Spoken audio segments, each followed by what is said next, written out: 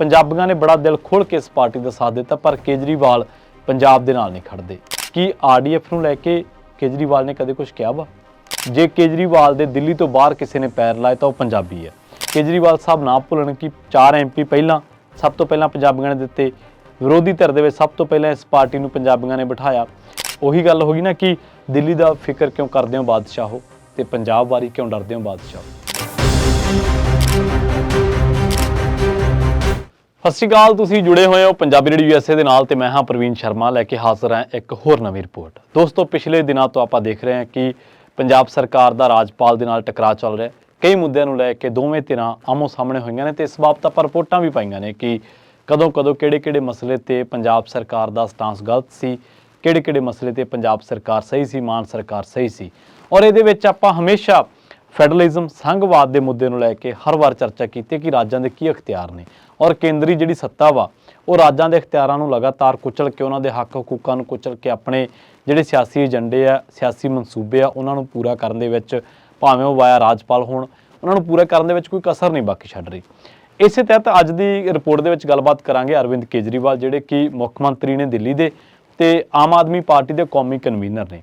Aam Aadmi party ਦੇ ਕੌਮੀ convener ਹੋਣ ਦੇ ਨਾਤੇ ਉਹ ਜਿਹੜੇ ਦਿੱਲੀ ਦੇ ਵਿੱਚ ਇਸ ਵੇਲੇ ਜਿਹੜੀ ਚਰਚਾ ਕੇਂਦਰ ਸਰਕਾਰ ਵੱਲੋਂ ਜਿਹੜੇ ਰਾਜ ਸਰਕਾਰ ਦੇ, ਦਿੱਲੀ ਦੀ ਸਰਕਾਰ ਦੇ ਜਿਹੜੇ ਅਖਤਿਆਰ ਘਟਾਏ ਜਾ ਰਹੇ ਨੇ, ਉਸ ਚੀਜ਼ ਨੂੰ ਲੈ ਕੇ ਉਹ ਲਗਾਤਾਰ ਮੁਲਕ ਦੇ ਵਿੱਚ ਲਾਮਬੰਦੀ ਕਰ ਰਹੇ ਆ।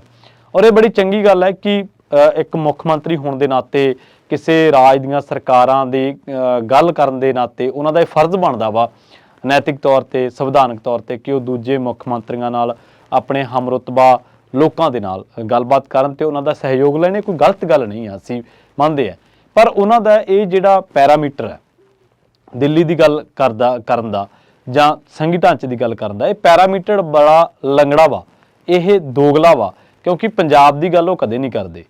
ਅਸੀਂ ਕੇਜਰੀਵਾਲ ਤੋਂ ਉਮੀਦ ਕਿਉਂ ਕਰਦੇ ਹਾਂ? ਕਿਉਂਕਿ ਪੰਜਾਬ ਦੀ ਜਨਤਾ ਨੇ, ਪੰਜਾਬੀਆਂ ਨੇ ਕੇਜਰੀਵਾਲ ਨੂੰ, ਜੇ ਕੇਜਰੀਵਾਲ ਦੇ ਦਿੱਲੀ ਤੋਂ ਬਾਹਰ ਕਿਸੇ ਨੇ ਪੈਰ ਲਾਏ ਤਾਂ ਉਹ ਪੰਜਾਬੀ ਹੈ। ਹੁਣ ਬੇਸ਼ੱਕ ਗੁਜਰਾਤ ਦੇ ਵਿੱਚ ਜਿੱਤ ਦਰਜ ਕਰਕੇ ਪਾਰਟੀ ਕੌਮੀ ਪਾਰਟੀ ਬਣ ਗਈ ਹੈ, ਪਰ ਕੇਜਰੀਵਾਲ ਸਾਹਿਬ ਨਾ ਭੁੱਲਣ ਕਿ 4 ਐਮਪੀ ਪਹਿਲਾਂ ਸਭ ਤੋਂ ਪਹਿਲਾਂ ਪੰਜਾਬੀਆਂ ਨੇ ਦਿੱਤੇ। ਵਿਰੋਧੀ ਧਿਰ ਦੇ ਵਿੱਚ ਸਭ ਤੋਂ ਪਹਿਲਾਂ ਇਸ ਪਾਰਟੀ ਨੂੰ ਪੰਜਾਬੀਆਂ ਨੇ ਬਿਠਾਇਆ। ਇਹਨੂੰ ਸੱਤਾ ਔਰ ਬੜੇ ਬੰਪਰ ਤਰੀਕੇ ਨਾਲ ਮੈਂਡੇਟ ਜਿਹੜਾ ਦਿੱਤਾ ਗਿਆ, 92 MLA ਇੱਕ ਤਰਫਾ ਮੈਂਡੇਟ ਜਿਹਨੂੰ ਤੁਸੀਂ ਕਹਿ ਸਕਦੇ ਆ, ਉਹ ਪੰਜਾਬੀਆਂ ਨੇ ਦਿੱਤਾ ਵਾ। ਤੇ ਇਹਦੇ ਨਾਲ ਜੇ ਆਪਾਂ ਗੱਲ ਕਰੀਏ 7 ਰਾਜ ਸਭਾ ਮੈਂਬਰ ਇੱਥੋਂ ਪੰਜਾਬ ਦੇ ਵਿੱਚੋਂ ਗਏ ਆਮ ਆਦਮੀ ਪਾਰਟੀ ਦੇ। ਸੋ ਤੁਸੀਂ ਦੇਖੋ ਵੀ ਪੰਜਾਬੀਆਂ ਨੇ ਇਸ ਪਾਰਟੀ ਨੂੰ ਕਿਸੇ ਵੀ ਮੁਹਾਜ ਤੇ ਪਿੱਠ ਨਹੀਂ ਦਿਖਾਈ, ਕਿਸੇ ਵੀ ਮੁਹਾਜ ਤੇ, ਚਾਹੇ ਉਹ MP ਇਲੈਕਸ਼ਨਸ ਹੋਣ, ਚਾਹੇ ਉਹ MLA ਇਲੈਕਸ਼ਨ ਹੋਣ, ਕੇਂਦਰੀ ਸੱਤਾ ਦੀ ਗੱਲ ਹੋਵੇ, ਤਾਂ ਪੰਜਾਬੀਆਂ ਨੇ ਬੜਾ ਦਿਲ ਖੋਲ੍ਹ ਕੇ ਇਸ ਪਾਰਟੀ ਦਾ ਸਾਥ ਦਿੱਤਾ, ਪਰ ਕੇਜਰੀਵਾਲ ਪੰਜਾਬ ਦੇ ਨਾਲ ਨਹੀਂ ਖੜਦੇ। ਕੇਜਰੀਵਾਲ ਦਾ ਫਰਜ਼ ਬਣਦਾ ਕਿ ਉਹ ਪੰਜਾਬ ਦੇ ਨਾਲ ਖੜਨ।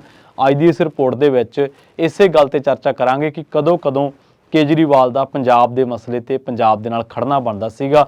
ਪਿਛਲੇ ਦਿਨੀ ਜਦੋਂ ਉਹ ਦਿੱਲੀ ਦੇ ਵਿੱਚ ਸਾਡੇ ਮੁੱਖ ਮੰਤਰੀ ਸਾਹਿਬ ਮਾਨ ਸਾਹਿਬ ਗੱਲ ਕਰ ਰਹੇ ਸੀ ਪੰਜਾਬ ਦੀ, ਤਾਂ ਉਦੋਂ ਵੀ ਉਹਨਾਂ ਨੇ ਇਸ ਸਾਰੇ ਰੈਲੀ ਤੋਂ ਬਾਅਦ ਪੰਜਾਬ ਦਾ ਪੱਖ ਪੂਰਨ ਦੀ ਬਜਾਏ ਉਹ ਦਿੱਲੀ ਦਾ ਰਾਗ ਅਲਾਪਦੇ ਨੇ। ਔਰ ਇਹਦੇ ਵਿੱਚ ਇਹ ਵੀ ਤੁਹਾਨੂੰ ਦੱਸਾਂਗੇ ਕਿ ਕਿਵੇਂ ਉਹ ਦੂਜੇ ਰਾਜਾਂ ਦੇ ਅਧਿਕਾਰਾਂ ਬਾਰੇ ਤਾਂ ਚੁੱਪ ਕਰ ਜਾਂਦੇ ਆ, ਪਰ ਦਿੱਲੀ ਵਾਰੀ ਜਿਹੜਾ ਉਹਨਾਂ ਦਾ ਅੜਾਟ ਪੈਂਦਾ ਵਾਈ ਵਾਰੀ, ਉਹ ਉਸੇ ਰਾਗ ਦੇ ਵਿੱਚ ਹੀ ਉਹੀ ਰਾਗ ਜਿਹੜਾ ਉਹ ਅਲਾਪਦੇ ਰਹਿੰਦੇ ਆ। ਹੁਣ ਤੁਸੀਂ ਲੰਘੇ ਦਿਨਾਂ ਦੀ ਗੱਲ ਕਰ ਲਓ, ਪੰਜਾਬ ਦੇ ਵਿੱਚ ਪੰਜਾਬ ਦੇ ਰਾਜਪਾਲ ਨੇ 2 ਮੁੱਖ ਮੰਤਰੀਆਂ ਦੀ ਮੀਟਿੰਗ ਬੁਲਾਈ ਪੰਜਾਬ ਯੂਨੀਵਰਸਿਟੀ ਦੇ ਮਸਲੇ ਨੂੰ ਲੈ ਕੇ। ਔਰ ਕੇਂਦਰ ਲਗਾਤਾਰ ਪੰਜਾਬੀਆਂ ਦਾ ਚੰਡੀਗੜ੍ਹ ਉੱਤੇ ਜਿਹੜਾ ਹੱਕ ਹਕੂਕ ਆ ਉਹਨੂੰ ਕੁਚਲਣ ਜਾ ਰਿਹਾ ਵਾ। ਪਹਿਲੀ ਗੱਲ ਤਾਂ ਇਹ ਸਵਾਲ ਬਣਦਾ ਹੈ ਕਿ ਰਾਜਪਾਲ ਕਿਸ ਹੈਸੀਅਤ ਦੇ ਨਾਲ ਇਹ ਮੀਟਿੰਗ ਸੱਦ ਰਹੇ ਨੇ, ਕਿਸ ਹੈਸੀਅਤ ਦੇ ਨਾਲ ਵਿਚੋਲਗੀ ਕਰ ਰਹੇ ਨੇ। ਤੇ ਦੂਜਾ, ਰਾਜਪਾਲ ਸਲਾਹ ਦੇ ਰਿਹਾ ਵਾ ਪੰਜਾਬ ਦੇ ਮੁੱਖ ਮੰਤਰੀ ਨੂੰ ਕਿ ਤੁਸੀਂ ਹਰਿਆਣੇ ਦੇ ਕਾਲਜਾਂ ਨੂੰ ਮਾਨਤਾ ਦੇ ਦਿਓ, ਇਹਨਾਂ ਨੂੰ ਸ਼ਾਮਲ ਕਰ ਲਓ।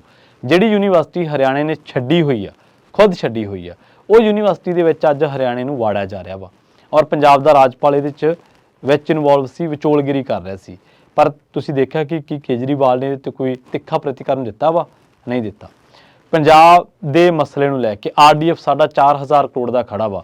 ਤੁਸੀਂ ਦੇਖੋ ਚੀਮਾ ਸਾਹਿਬ, ਮੁੱਖ ਮੰਤਰੀ ਭਗਵੰਤ ਮਾਨ ਸਾਹਿਬ ਲਗਾਤਾਰ ਜਦੋਜਹਿਦ ਕਰ ਰਿਹਾ। ਔਰ ਕੱਲ੍ਹ ਤਾਂ ਵਿਧਾਨ ਸਭਾ ਦੇ ਵਿੱਚ ਮੁੱਖ ਮੰਤਰੀ ਨੂੰ ਕਹਿਣਾ ਪਿਆ ਕਿ ਅਸੀਂ ਇੱਕ ਟਾਈਮ ਦਿੰਦੇ ਹਾਂ, ਟਾਈਮ ਪੀਰੀਅਡ, ਜੇ ਉਸ ਟਾਈਮ ਦੇ ਵਿੱਚ ਨਾ ਦਿੱਤਾ ਤਾਂ ਅਸੀਂ ਇਹਦੇ ਬਾਬਤ ਸੁਪਰੀਮ ਕੋਰਟ ਦੇ ਵਿੱਚ ਜਾਵਾਂਗੇ। ਉਹਨਾਂ ਨੇ ਕਿਹਾ ਵਾ ਕਿ RDF ਨੂੰ ਲੈ ਕੇ ਕੇਜਰੀਵਾਲ ਨੇ ਕਦੇ ਕੁਝ ਕਿਹਾ ਵਾ? ਇਸ ਤੋਂ ਇਲਾਵਾ 7 ਰਾਜ ਸਭਾ ਮੈਂਬਰ ਇਹਨਾਂ ਨੇ ਭੇਜੇ ਪੰਜਾਬ ਦੇ ਵਿੱਚ ਚੁਣ ਕੇ, ਕੀ ਇੱਕ ਵੀ ਵਲੰਟੀਅਰ ਦੀ ਸਲਾਹ ਲਈ ਗਈ ਆ? ਜਿਹੜੇ ਕਿਸੇ ਮੰਤਰੀ ਨੂੰ ਝਟਕਾਉਣਾ ਹੁੰਦਾ ਹੈ ਤੇ ਜਿਹੜੇ ਕਿਸੇ ਨੂੰ ਨਵਾਂ ਲਾਉਣਾ ਹੁੰਦਾ ਹੈ। ਕਦੇ ਵਲੰਟੀਅਰਾਂ ਨੂੰ ਇਹ ਪਤਾ ਨਹੀਂ ਹੁੰਦਾ, ਜਿਹੜੇ ਕਦੇ ਖੁਦ ਕਹਿੰਦੇ ਹੁੰਦੇ ਸੀਗੇ ਕਿ ਵਲੰਟੀਅਰਾਂ ਦੀ ਸਲਾਹ ਲਏ ਤੋਂ ਬਿਨਾਂ ਅਸੀਂ ਕੱਖ ਵੀ ਨਹੀਂ ਕਰਨਾ। ਤੇ ਪਹਿਲਾਂ ਤਾਂ ਜਦੋਂ ਮੁੱਖ ਮੰਤਰੀ ਸਾਹਿਬ ਦਾ ਨਾਂ ਲਿਆ ਗਿਆ, ਚੁਣਿਆ ਗਿਆ ਉਹਨਾਂ ਨੂੰ ਮੁੱਖ ਮੰਤਰੀ ਦੇ ਅਹੁਦੇ ਵਾਸਤੇ, ਉਦੋਂ ਵੀ ਇੱਕ ਜਿਹੜੀ ਕਾਲਿੰਗ ਹੋਈ ਜਾਂ ਮੈਸੇਜ ਹੋਏ ਉਹ ਵੀ ਕੰਟਰੋਵਰਸੀਅਲ ਮੈਟਰ ਜਿਹਾ ਬਣ ਗਿਆ ਸੀਗਾ। ਪਰ ਫਿਰ ਵੀ ਅਸੀਂ ਕੇਜਰੀਵਾਲ ਤੋਂ ਉਮੀਦ ਕਰਦੇ ਸੀਗੇ ਕਿ ਸ਼ਾਇਦ ਇਹ ਪਰਿਵਰਤਨ ਲੈ ਕੇ ਆਉਣਗੇ, ਸ਼ਾਇਦ ਇਹ ਚੇਂਜ ਲੈ ਕੇ ਆਉਣਗੇ, ਪਰ ਕੀ ਹੋਇਆ ਕੀ ਤੁਹਾਨੂੰ ਦਿਖਦਾ ਵਾ? ਇਸ ਤੋਂ ਵੀ ਇਲਾਵਾ BSF ਦਾ ਘੇਰਾ ਵਧਾਇਆ ਗਿਆ ਵਾ, ਉਹਦੇ ਤੇ ਕੋਈ ਇਹਨਾਂ ਦੀ ਟਿੱਪਣੀ ਆਈ ਹੋਵੇ ਕਿ ਉਹ ਰਾਜਾਂ ਦੇ ਅਧਿਕਾਰਾਂ ਦੇ ਵਿੱਚ ਨਹੀਂ ਆਉਂਦਾ। BBMB ਦਾ ਮਸਲਾ ਲੈ ਲਓ, ਉੱਥੇ ਕੋਈ ਟਿੱਪਣੀ ਆਈ ਹੋਵੇ। ਇਸ ਤੋਂ ਇਲਾਵਾ ਚੰਡੀਗੜ੍ਹ ਦਾ ਮਸਲਾ ਲੈ ਲਓ, ਹਰਿਆਣੇ ਨੂੰ ਵੱਖਰੀ ਵਿਧਾਨ ਸਭਾ ਦੇਣ ਦਾ ਮਸਲਾ ਲੈ ਲਓ, ਪੰਜਾਬ ਦੇ ਪਾਣੀਆਂ ਦੀ ਗੱਲ ਦਾ ਮਸਲਾ ਲੈ ਲਓ, ਕੋਈ ਉੱਥੇ ਰਾਜਾਂ ਦੇ ਇਖਤਿਆਰਾਂ ਦਾ ਕੋਈ ਇਹਨਾਂ ਨੇ ਬਿਆਨ ਦਿੱਤਾ ਹੋਵੇ। ਮਤਲਬ ਕਿ ਕਦੇ ਵੀ ਇਹਨਾਂ ਨੇ ਪੰਜਾਬ ਦੇ ਮਸਲੇ ਦੇ ਉੱਤੇ ਡਟ ਕੇ ਪਹਿਰਾ ਨਹੀਂ ਦਿੱਤਾ। ਤੇ ਇੱਕ ਵੀਡੀਓ ਲਗਾਤਾਰ ਵਾਇਰਲ ਹੁੰਦੀ ਹੈ ਜਿਹੜੀ ਤੁਸੀਂ ਸਾਰਿਆਂ ਨੇ ਦੇਖੀ ਹੋਣੀ ਹੈ ਕਿ ਜਦੋਂ ਇਹ ਪੰਜਾਬ ਆਏ ਸੀ 2017 ਦੇ ਇਲੈਕਸ਼ਨ ਵੇਲੇ, ਪੰਜਾਬ ਦੇ ਵਿੱਚ ਆ ਕੇ ਕਹਿੰਦੇ ਪਾਣੀ ਪੰਜਾਬ ਦਾ ਹੱਕ ਹਕੂਕ ਹੈ, ਤੇ ਹਰਿਆਣੇ ਦੇ ਵਿੱਚ ਜਾ ਕੇ ਕਹਿੰਦੇ ਵੀ ਹੱਕ ਤੇ ਇਹਨਾਂ ਦਾ ਵੀ ਬਣਦਾ। ਸੋ ਇਹ ਇਹਨਾਂ ਦਾ ਰਾਜਨੀਤੀ ਕਰਨ ਦਾ ਜਿਹੜਾ ਉਹ ਢੰਗ ਹੈ। ਇਸ ਤੋਂ ਵੀ ਇਲਾਵਾ ਤੁਸੀਂ ਦੇਖੋ ਵੀ ਇੱਥੇ ਤਾਂ ਛੱਡੋ, ਤੁਸੀਂ ਪੰਜਾਬ ਦੇ ਮਸਲੇ ਦੀ ਗੱਲ ਤਾਂ ਛੱਡੋ, ਕਿਉਂਕਿ ਪੰਜਾਬੀ ਤਾਂ ਤਵੱਕੋਂ ਕਰਦੇ ਸੀ ਨਾ ਕਿ ਅਰਵਿੰਦ ਕੇਜਰੀਵਾਲ ਸਾਡੇ ਨਾਲ ਖੜਨਗੇ, ਸਾਡੀ ਗੱਲਬਾਤ ਕਰਨਗੇ। ਔਰ ਤੁਸੀਂ ਦੇਖੋ ਵੀ ਕੈਬਨਿਟ ਮੰਤਰੀ ਬਣਾਉਣ ਵੇਲੇ ਕਿਸੇ MLA ਨੂੰ ਨਹੀਂ ਪੁੱਛਿਆ ਜਾਂਦਾ, ਜਾਂ ਲਾਉਣ ਵੇਲੇ ਕਿਸੇ ਨੂੰ ਨਹੀਂ ਪੁੱਛਿਆ ਜਾਂਦਾ। ਇੱਥੋਂ ਇਲਾਵਾ ਜਿਹੜੀ ਕੇਂਦਰ ਸਰਕਾਰ ਜਿਹੜੀ ਹੈ ਕਦੇ ਕਹਿੰਦੇ ਯੂਰੀਆ ਲੈਣੀ ਹੈ ਤਾਂ ਗੋਹੇ ਦੀ ਖਾਦ ਨਾਲ ਲੈਣੀ ਪਊ, ਕਦੇ ਕੋਈ ਫਰਮਾਨ ਜਾਰੀ ਕਰ ਦਿੰਦੀ ਹੈ, ਕਦੇ ਕੋਈ। ਉਹ ਤਾਂ ਸਾਡੀਆਂ ਕਿਸਾਨ ਧਿਰਾਂ ਵਾਂ ਜਿਹੜੀਆਂ ਇਹਨਾਂ ਮਸਲਿਆਂ ਉੱਤੇ ਸਰਗਰਮ ਰਹਿੰਦੀਆਂ ਤੇ ਕੇਂਦਰ ਦੇ ਉੱਤੇ ਦਬਾਅ ਪਾਉਂਦੀਆਂ। ਹਾਲਾਂਕਿ ਇਹਨਾਂ ਦੇ ਜਿੱਥੇ ਸਰਕਾਰ ਨੂੰ ਸਹੀ ਕਹਿਣਾ ਬਣਦਾ ਸੀ ਕਹਾਂਗੇ। ਖੁੱਡੀਆਂ ਸਾਹਿਬ ਸਰਗਰਮ ਹੋਏ, ਉਹਨਾਂ ਨੇ ਇਸ ਮਾਮਲੇ ਨੂੰ ਲੈ ਕੇ ਪਹੁੰਚ ਕੀਤੀ, ਸ਼ਾਬਾਸ਼ ਉਹਨਾਂ ਦੇ, ਉਹਨਾਂ ਦਾ ਫਰਜ਼ ਬਣਦਾ ਇਹ ਕੀਤਾ। ਪਰ ਕੀ ਕੇਜਰੀਵਾਲ ਨੂੰ ਨਹੀਂ ਚਾਹੀਦਾ ਕਿ ਜੇ ਦਿੱਲੀ ਨੂੰ ਇਖਤਿਆਰ ਚਾਹੀਦੇ ਹੈ ਤਾਂ ਕੀ ਪੰਜਾਬ ਨੂੰ ਇਖਤਿਆਰ ਨਹੀਂ ਚਾਹੀਦੇ? ਕਿ ਪੰਜਾਬ ਦੇ ਵਿਦਿਅਕ ਅਦਾਰਿਆਂ ਦੀਆਂ ਵਿਚੋਲਗੀਆਂ ਰਾਜਪਾਲ ਕਰਨਗੇ? ਤੇ ਰਾਜਪਾਲ ਜਿਹੜੇ ਦੌਰੇ ਕਰਦੇ ਆ, ਇੱਕ ਪਾਸੇ ਕਹਿੰਦੇ ਕਿ ਦਿੱਲੀ ਦੇ ਵਿੱਚ ਰਾਜਪਾਲ ਸਾਡੇ ਕੰਮਾਂ ਦੇ ਵਿੱਚ ਦਖਲਅੰਦਾਜ਼ੀ ਕਰਦੇ ਆ, ਦੂਜੇ ਪਾਸੇ ਇੱਥੇ ਸ਼ਰੇਆਮ ਰਾਜਪਾਲ ਦੌਰੇ ਕਰਦੇ ਆ ਜਾਂ ਸ਼ਰੇਆਮ ਪੰਜਾਬ ਸਰਕਾਰ ਨੂੰ ਲਗਾਤਾਰ ਉਹ ਵਾਹਣੀ ਪਾਈ ਰੱਖਦੇ ਆ ਹਰ ਇੱਕ ਮੁੱਦੇ ਨੂੰ ਲੈ ਕੇ। ਕਦੇ ਇਹਨਾਂ ਨੇ ਪੰਜਾਬ ਸਰਕਾਰ ਦੇ ਹੱਕ ਦੇ ਵਿੱਚ ਕੋਈ ਪ੍ਰੈਸ ਕਾਨਫਰੰਸ, ਕਦੇ ਕੋਈ ਸਟੈਂਡ ਲਿਆ ਵਾ? ਨਹੀਂ ਲਿਆ। ਔਰ ਇਹ ਉਹੀ ਅਰਵਿੰਦ ਕੇਜਰੀਵਾਲ ਆ ਜਿਹੜਾ ਜਦੋਂ ਦਿੱਲੀ ਦੇ ਵਿੱਚ ਹੁਣ ਹੱਕ ਹਕੂਕ ਘਟਾਏ ਗਏ ਤਾਂ ਹੁਣ ਰੌਲਾ ਪਾਉਂਦੇ ਆ, ਪਰ ਜਦੋਂ ਇਹੀ ਕੁਛ ਰਾਜਪਾਲ ਜਿਹੜਾ ਤਾਮਿਲਨਾਡੂ ਦੇ ਵਿੱਚ ਕਰਦਾ ਵਾ, ਇਹੀ ਕੁਛ ਰਾਜਪਾਲ ਜਿਹੜਾ ਉਹ ਪੱਛਮੀ ਬੰਗਾਲ ਦੇ ਵਿੱਚ ਕਰਦਾ ਵਾ, ਇਹੀ ਕੁਛ ਮਹਾਰਾਸ਼ਟਰ ਦੀਆਂ ਸਰਕਾਰਾਂ ਤੋੜ ਕੇ ਕੀਤਾ ਗਿਆ, ਇਹੀ ਕੁਛ ਮੱਧ ਪ੍ਰਦੇਸ਼ ਦੀਆਂ ਸਰਕਾਰਾਂ, ਇਹੀ ਕੁਛ ਹੋਰ ਸਰਕਾਰਾਂ। ਉਦੋਂ ਕਿੱਥੇ ਸੀ ਤੁਸੀਂ? ਕਿ ਉਦੋਂ ਤੁਹਾਨੂੰ ਸੰਘੀ ਢਾਂਚਾ, ਉਦੋਂ ਤੁਹਾਨੂੰ ਫੈਡਰਲਿਜ਼ਮ, ਉਦੋਂ ਸੰਘਵਾਦ, ਉਦੋਂ ਆਹ ਪੋਲਿਟਿਕਸ ਨਹੀਂ ਯਾਦ ਆਈ? ਤੁਸੀਂ ਸਾਰੀਆਂ ਚੀਜ਼ਾਂ ਨੂੰ ਵੇਖਿਆ ਵਾ, ਔਰ ਐਜ਼ ਏ ਮੁੱਖ ਮੰਤਰੀ ਦੇਖਿਆ ਸਾਰੀਆਂ ਚੀਜ਼ਾਂ ਨੂੰ। ਜਦੋਂ MLA ਲੁਕਾਏ ਜਾ ਰਹੇ ਸੀ, ਰਾਜ ਸਭਾ ਦੀਆਂ ਸੀਟਾਂ ਵੇਲੇ ਰੌਲਾ ਪੈਂਦਾ ਸੀ, ਜਦੋਂ ਹੋਟਲਾਂ ਦੇ ਵਿੱਚ MLA ਠਹਿਰਾਏ ਜਾ ਰਹੇ ਸੀ, ਸ਼ਰੇਆਮ ਮਹਾਰਾਸ਼ਟਰ ਦੇ ਵਿੱਚ ਆਪਾਂ ਦੇਖਿਆ ਕਿ ਸਾਰਾ ਕੁਛ ਹੁੰਦਾ ਵੇਖਿਆ ਆਪਾਂ ਆਪਣੇ ਹੱਥਾਂ ਅੱਖੀਂ ਵੇਖਿਆ। ਧਾਰਾ 370 ਤੋੜੀ ਕਿ ਉੱਥੇ ਰਾਜਾਂ ਦੇ ਇਖਤਿਆਰ ਨਹੀਂ ਸੀਗੇ। ਉਹ ਤੁਸੀਂ ਕਿਹਾ ਕਿ ਅਖੰਡ ਭਾਰਤ, ਤੁਸੀਂ ਉਹਦੀ ਸਹਿਮਤੀ ਪ੍ਰਗਟਾਈ ਜਦ ਕਿ ਤੁਹਾਨੂੰ ਬੋਲਣਾ ਚਾਹੀਦਾ ਸੀਗਾ, ਔਰ ਅੱਜ ਵਾਰੀ ਤੁਹਾਡੀ ਆ ਰਹੀ ਹੈ। ਇਸੇ ਤਰ੍ਹਾਂ ਜਦੋਂ ਦਿੱਲੀ ਹਿੰਸਾ ਵਾਪਰੀ ਜਿਹੜੀ ਕਿ ਨਾਗਰਿਕਤਾ ਸੋਧ ਕਾਨੂੰਨ ਤੋਂ ਬਾਅਦ ਵਾਪਰੀ, ਤੁਸੀਂ ਚੁੱਪ ਰਹੇ, ਔਰ ਉਦੋਂ ਤੁਸੀਂ ਮਸ਼ਰੂਫ ਸੀਗੇ ਕਿ ਇੱਕ ਪਾਸੇ ਜੈ ਸ਼੍ਰੀ ਰਾਮ ਬੋਲਿਆ ਜਾ ਰਿਹਾ ਵਾ, ਉਹ ਵੋਟਾਂ ਲਈਆਂ ਜਾ ਰਹੀਆਂ ਹਿੰਦੂ ਭਾਈਚਾਰੇ ਦੀਆਂ, ਤੇ ਦੂਜੇ ਪਾਸੇ ਤੁਸੀਂ ਉਹਦੇ ਪੈਰਲਲ ਹਨੂੰਮਾਨ ਚਾਲੀਸਾ ਲੈ ਆਏ ਆ। ਜਦੋਂ ਤੁਸੀਂ ਪੰਜਾਬ ਦੇ ਵਿੱਚ ਕੋਈ ਕਾਰਵਾਈ ਕਰਦੇ ਆ ਕਿਸੇ ਭ੍ਰਿਸ਼ਟਾਚਾਰੀ ਤੇ, ਉਹ ਤੁਸੀਂ ਕਹਿਣਾ ਬੜਾ ਹੁੱਬ ਕੇ ਕਿ ਅਸੀਂ ਭ੍ਰਿਸ਼ਟਾਚਾਰ ਖਤਮ ਕਰਨਾ ਵਾ, ਪਰ ਜਦੋਂ ਤੁਸੀਂ ਦਿੱਲੀ ਦੇ ਵਿੱਚ ਤੁਹਾਡਾ ਕੋਈ ਮੰਤਰੀ ਫੜਿਆ ਜਾਂਦਾ ਸਤਿੰਦਰ ਜੈਨ ਵਰਗਾ, ਜਾਂ ਕੋਈ ਹੋਰ ਕਮਿਸ਼ਨ ਮੰਗਦਾ, ਜਾਂ ਕਮਿਸ਼ਨ ਦੇ ਵਿੱਚ ਇਨਵੋਲਵਮੈਂਟ ਸਾਹਮਣੇ ਆਉਂਦੀ ਹੈ, ਉਹ ਤੁਸੀਂ ਰੌਲਾ ਪਾਉਣੇ। ਜਾਂ ਤਾਂ ਭ੍ਰਿਸ਼ਟਾਚਾਰ ਨੂੰ ਬਰਦਾਸ਼ਤ ਕਰੋ, ਭ੍ਰਿਸ਼ਟਾਚਾਰ ਦੇ ਵਿਰੁੱਧ ਕਾਰਵਾਈਆਂ ਦੀ ਅਸੀਂ ਕਹਿੰਦੇ ਕਿ ਪੰਜਾਬ ਦੇ ਵਿੱਚ ਵੀ ਕਰੋ, ਪਰ ਦਿੱਲੀ ਦੇ ਵਿੱਚ ਵੀ ਜ਼ਰੂਰ। ਉਹੀ ਗੱਲ ਹੋ ਗਈ ਨਾ ਕਿ ਦਿੱਲੀ ਦਾ ਫਿਕਰ ਕਿਉਂ ਕਰਦੇ ਹੋ ਬਾਦਸ਼ਾਹੋ, ਤੇ ਪੰਜਾਬ ਵਾਰੀ ਕਿਉਂ ਡਰਦੇ ਹੋ ਬਾਦਸ਼ਾਹੋ? ਪੰਜਾਬ ਵਾਰੀ ਇਹ ਤੁਹਾਡਾ ਅੱਧਾ ਅਧੂਰਾ ਪੈਮਾਨਾ ਕਿਉਂ, ਇਹ ਦੋਗਲਾ ਪੈਮਾਨਾ ਕਿਉਂ? ਪੰਜਾਬ ਨੇ ਤਾਂ ਤੁਹਾਨੂੰ ਬਹੁਤ ਕੁਝ ਦਿੱਤਾ ਨਾ। ਪੰਜਾਬ ਦੇ ਤਾਂ ਅੱਜ 7 MP ਤੁਹਾਡੇ ਰਾਜ ਸਭਾ ਦੇ ਵਿੱਚ ਬੈਠੇ ਆ, ਔਰ ਇਸ ਤੋਂ ਇਲਾਵਾ 92 MLA ਬੈਠੇ ਆ, ਔਰ ਕਿੰਨੇ ਕੈਬਨਿਟ ਮੰਤਰੀ ਸੰਤਰੀ। ਪੰਜਾਬ ਦੀ ਪੂਰੀ ਇੱਕ ਮੁਕੰਮਲ ਰਾਜ ਦੀ ਇੱਕ ਮੁਕੰਮਲ ਵਜ਼ਾਰਤ ਤੁਹਾਡੇ ਹਵਾਲੇ ਪੰਜਾਬੀਆਂ ਨੇ ਕੀਤੀ ਆ। ਪਰ ਤੁਸੀਂ ਜਦੋਂ ਪੱਛਮੀ ਬੰਗਾਲ ਦੇ ਵਿੱਚ ਰਾਜਪਾਲ ਧੱਕਾ ਕਰਦਾ ਵਾ ਤੁਸੀਂ ਨਹੀਂ ਬੋਲਦੇ, ਜਦੋਂ ਤਾਮਿਲਨਾਡੂ ਦੇ ਵਿੱਚ ਕਰਦਾ ਵਾ ਨਹੀਂ ਬੋਲਦੇ, ਜਦੋਂ ਮਹਾਰਾਸ਼ਟਰ ਦੇ ਵਿੱਚ ਸਰਕਾਰ ਟੁੱਟਦੀ ਹੈ ਨਹੀਂ ਬੋਲਦੇ, ਜਦੋਂ MLA ਲੁਕਾਏ ਜਾਂਦੇ ਰਾਜ ਸਭਾ ਦੇ ਇਲੈਕਸ਼ਨ ਤੋਂ ਪਹਿਲਾਂ ਤੁਸੀਂ ਨਹੀਂ ਬੋਲਦੇ, ਪਰ ਦਿੱਲੀ ਵਾਰੀ ਬੋਲਦੇ ਹੋ। ਤੇ ਜਦੋਂ ਤੁਹਾਨੂੰ ਲੋੜ ਪੈਂਦੀ ਹੋ ਤੁਸੀਂ ਕਹਿੰਦੇ ਕਿ ਸਾਡਾ ਸਾਰਾ ਦੇਸ਼ ਸਾਡੀ ਸਪੋਰਟ ਕਰੇ।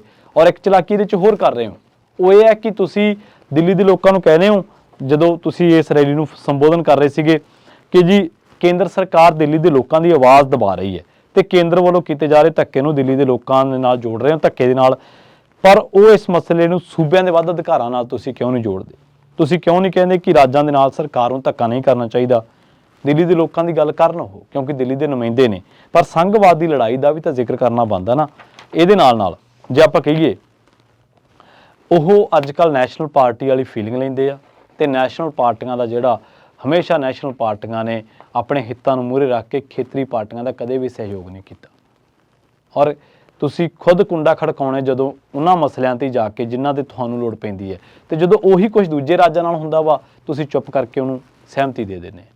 ਤੁਸੀਂ ਕਹਿੰਦੇ ਹੋ ਕਿ ਠੀਕ ਆ। ਇਹ ਠੀਕ ਕਿਵੇਂ ਹੋ ਗਿਆ? ਜੇਕਰ ਦਿੱਲੀ ਦੇ ਨਾਲ ਗਲਤ ਆ ਤੇ ਪੰਜਾਬ ਨਾਲ ਗਲਤ ਕਿਉਂ ਨਹੀਂ ਗਾ? ਜੇਕਰ ਦਿੱਲੀ ਦੇ ਰਾਜਪਾਲ ਦੇ ਇਖਤਿਆਰਾਤ ਵੱਧ ਆ ਤਾਂ ਉਹ ਤਾਮਿਲਨਾਡੂ ਦੇ ਵਿੱਚ, ਪੰਜਾਬ ਦੇ ਵਿੱਚ, ਵੈਸਟ ਬੰਗਾਲ ਦੇ ਵਿੱਚ ਉੱਥੇ ਕਿਉਂ ਨਹੀਂ ਗਲਤ? ਇਹ ਜਰਾ ਸਮਝਾਉਣ ਦਾ ਸਾਨੂੰ ਜ਼ਰੂਰ ਜਿਹੜਾ ਉਹ ਯਤਨ ਕਰੋ। ਤੇ ਦੂਜੀ ਗੱਲ, ਜਿਹੜੀ ਅਖੀਰਲੀ ਗੱਲ ਆ, ਉਹ ਇਹ ਹੈ ਕਿ ਸੱਤਾ ਦਾ ਵਰਤਾਰਾ ਐਸਾ ਹੀ ਹੁੰਦਾ ਵਾ ਕਿ ਜਦੋਂ ਕੋਈ ਪਾਰਟੀ ਕੇਂਦਰ ਦੇ ਵਿੱਚ ਵਿਰੋਧੀ ਪਾਰਟੀ ਹੁੰਦੀ ਹੈ ਤਾਂ ਉਹਨੂੰ ਫੈਡਰਲਿਜ਼ਮ ਯਾਦ ਆਉਂਦਾ, ਉਹਨੂੰ ਸੰਘਵਾਦ ਯਾਦ ਆਉਂਦਾ, ਵੱਧ ਅਧਿਕਾਰ ਯਾਦ ਆਉਂਦੇ ਆ। ਸੁਪਰੀਮ ਕੋਰਟ ਨੇ ਸਪਸ਼ਟ ਕੀਤਾ ਸੀਗਾ ਕਿ ਦਿੱਲੀ ਰਾਜ ਦੇ ਵਿਧਾਨਕ ਤੇ ਕਾਰਜਪਾਲਿਕਾ ਨਾਲ ਸੰਬੰਧਿਤ ਅਧਿਕਾਰ ਸੂਬਾ ਸਰਕਾਰ ਦੇ ਨੇ। ਸੁਪਰੀਮ ਕੋਰਟ ਨੇ ਟਿੱਪਣੀ ਕੀਤੀ ਹੈ ਕਿ ਜੇਕਰ ਚੁਣੀ ਹੋਈ ਸਰਕਾਰ ਨੂੰ ਤਾਕਤਾਂ ਨਹੀਂ ਦਿੱਤੀਆਂ ਜਾਂਦੀਆਂ ਤਾਂ ਵਿਧਾਨ ਸਭਾ ਹੋਣ ਦੇ ਕੋਈ ਮਾਇਨੇ ਨਹੀਂ ਰਹਿ ਜਾਂਦੇ। ਸੁਪਰੀਮ ਕੋਰਟ ਨੇ ਵੀ ਇਹ ਦੁਹਰਾਇਆ ਕਿ ਫੈਡਰਲਿਜ਼ਮ ਭਾਰਤ ਦੇ ਸੰਵਿਧਾਨ ਦੇ ਬੁਨਿਆਦੀ ਢਾਂਚੇ ਦਾ ਹਿੱਸਾ ਹੈ। ਫੈਡਰਲਿਜ਼ਮ ਇਹ ਯਕੀਨੀ ਬਣਾਉਂਦਾ ਕਿ ਦੇਸ਼ ਦੀ ਵੰਨ-ਸੁਵੰਨਤਾ ਕਾਇਮ ਰਹਿਣੀ ਚਾਹੀਦੀ ਹੈ।